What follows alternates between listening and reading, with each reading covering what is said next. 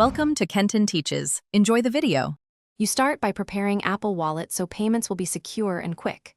Open Settings and confirm iOS is current. This avoids compatibility errors. Once done, open Wallet and tap the plus icon to add your card. Use the camera to capture details or enter them manually. Make sure billing address matches your bank. You will receive a verification step from your bank, SMS, email, or app, which you must complete before you can pay. Now set your default card and authentication so payments flow smoothly. In Wallet, tap a card and choose Make Default for everyday purchases. Otherwise, you can pick at checkout. Enable Face ID or Touch ID, or ensure your passcode is strong, because you will authenticate purchases this way.